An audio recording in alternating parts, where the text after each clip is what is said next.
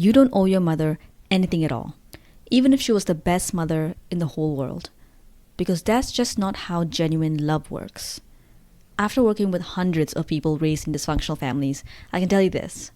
If your mother guilt trips you, calls you ungrateful after everything she's done for you, then there's something about her love for you that's fundamentally broken. And if you don't see it for what it is, you'll keep accepting that same broken love from other people for the rest of your life. So in today's video, I'll show you what guilt tripping really is and what it says about the kind of love that you were taught to accept, how it erodes your ability to trust yourself and makes you a magnet for toxic BS, and how to heal without needing your mother's permission, apology, or understanding. Finally, recognizing this extremely harmful behavior so that you know how to protect yourself from it will be the single biggest act of self-love that you can do. So let me start by explaining why being guilt-tripped hurts as deeply as it does. It's not just a feeling of being guilt-ridden, right? You feel hollow, like something collapsed in you. That's because on a deeper level, your subconscious knows what's actually going on, even if your mind won't let you say it. When your mother says, "After all that I've done for you," she's not asking for appreciation. She's reminding you that you were a burden. She's indirectly communicating that to raise you, she felt that she had to sacrifice her own wants and happiness. Raising you wasn't a joy. It didn't give her meaning. It came at a cost to her.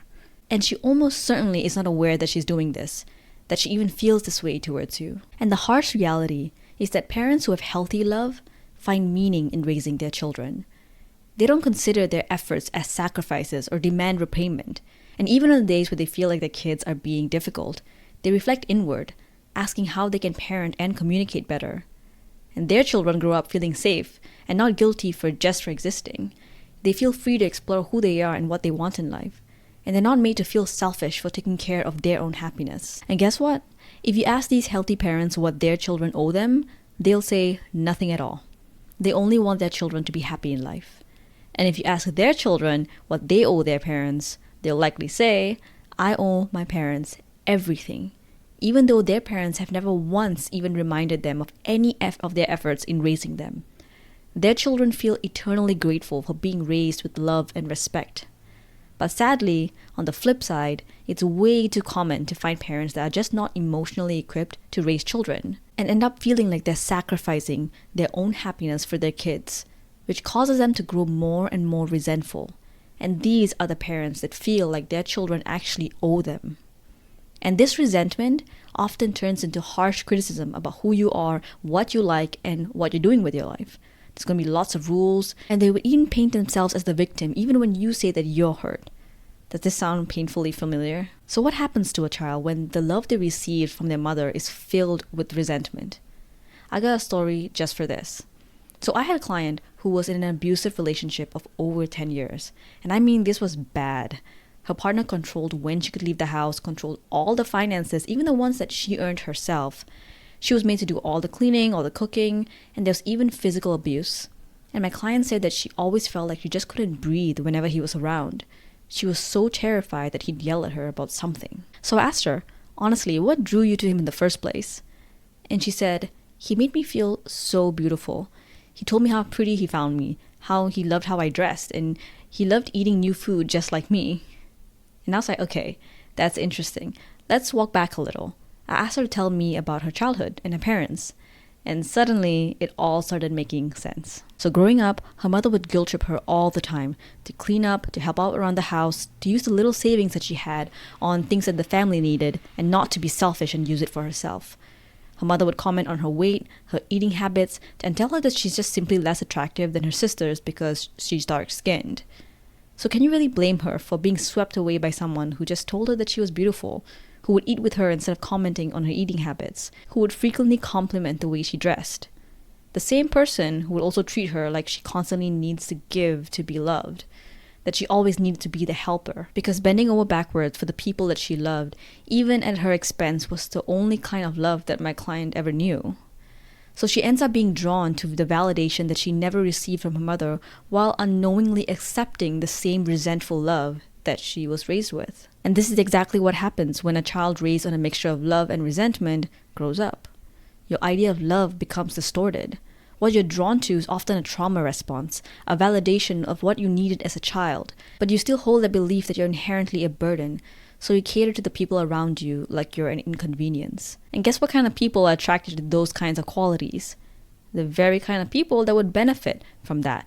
The kind of people who would believe you should do all those things for them because they deserve it. So whenever I hear that your parents are guilt-tripping you, I hear harsh criticism, invalidation, and most importantly, resentment. It's never just one unhealthy act on its own. It always points to something much deeper. But if it's this harmful, then why are guilt-tripping parents so normalized in society? The answer is pretty awful, I'm going to be honest with you. Because the general consensus for most people is that children are inherently spoiled, self-centered, and undisciplined. Most people don't see the inherent goodness and intelligence in children. So if a parent calls a child ungrateful, they'd believe that the child is actually ungrateful. And because of this, we're not wired to question why our parents do the things that they do. We just take it for what it is. Oh, my mom is just strict. My mom is controlling. My mom is overbearing. It's normal. And everyone sides with her anyway. And we never realize the painful root beliefs and motivations behind their behavior. And it's heartbreaking when we finally see the truth clearly. Their love was broken, and they probably never even realized it. So how do you even begin to heal when your very foundations of love were broken from the start? Well, the first and most important step is that you have to sit with this realization and slowly let it internalize.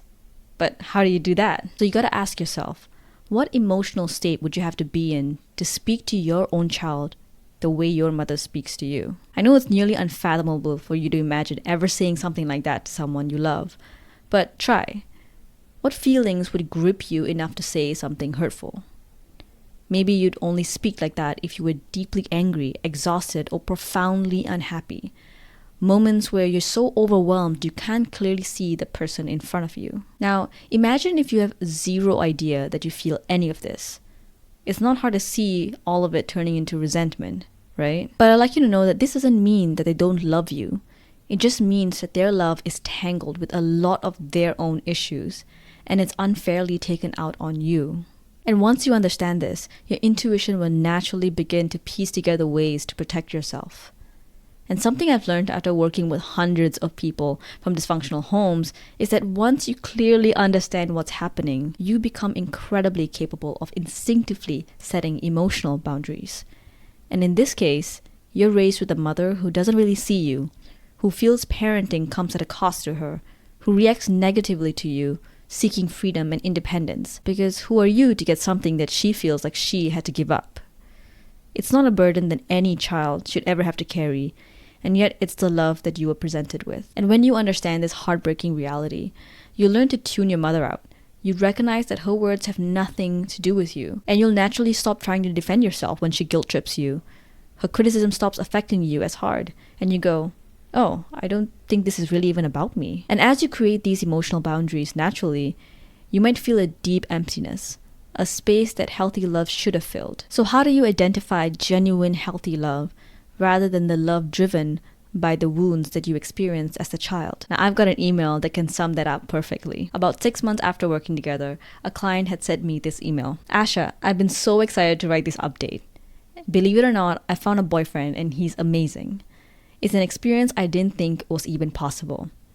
It's nothing like the people I dated before. He would always ask me questions, my thoughts on everything.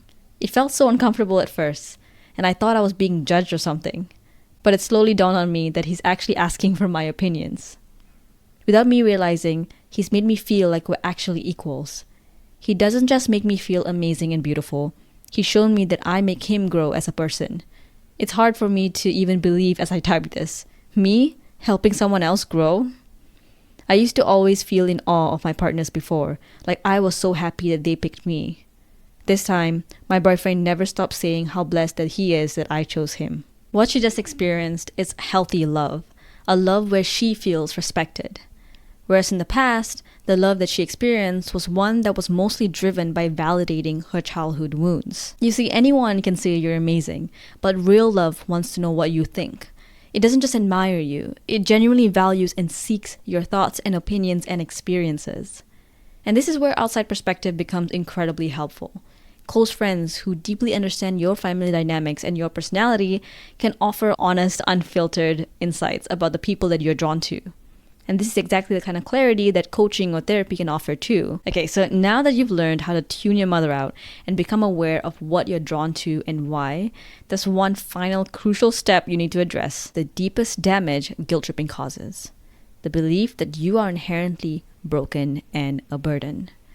You may not consciously recognize this belief, but it's a subtle, common consequence of being guilt-tripped as a child.